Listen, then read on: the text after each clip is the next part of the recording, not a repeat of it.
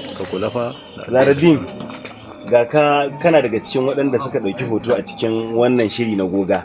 Me za ka gaya mutane dangane da yadda ka samu kanka da ka ji cewar kana daga cikin waɗanda za su ɗauki wannan shiri na goga?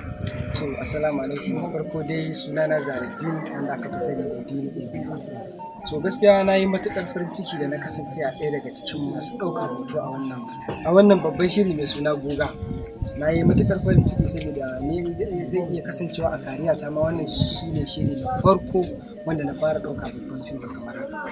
So gaskiya fim ɗin ya ƙayatar da ni dangane da shi kansa daraktan da aka haɗa da shi zan yi aiki da shi yana ƙara encouraging yana ƙara sannan su kansu jaruman suna ba mu abin da shi su matuƙa kuma komai yana da yadda ya kamata sana. Da yawan lokuta idan ana aiki da jarumawa musamman masu ban dariya akan samu kaga idan sun yi wani abin sai ga kowa ya kasa haƙuri har shi ma dariyar ta kwace masa.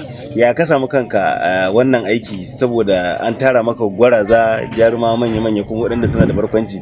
Ya kake samun kanka idan an sami irin wannan? Kai ma kakan saki kamarar ne ka dariya ko a gimtse ta kake a cikin ka? Ta kai maka shirin yar bani wata dariya tun kafin ma ba da wannan ansa. So gaskiya tabbas saboda ni gani tsindim a cikin jigajigai kuma waɗanda suka kasance manya a harkar bangaren barkwanci a wannan masana'anta na zo cikin su gaskiya akwai sinasirin da dama duk da ba wani sin da ba za a yi baka dariya. So amma akwai sin din da dan dai ba yadda zai yi ne kuma Allah ya taimake ni kamar ta tana kan tripod.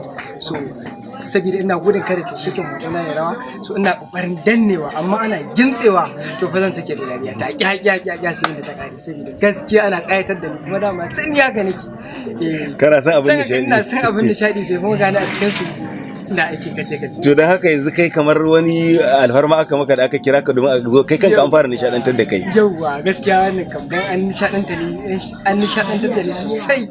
Fitsarin ne da ka ce a yi a kawo ka auna ni sai na yi ma hadda kashi saboda ka tantance.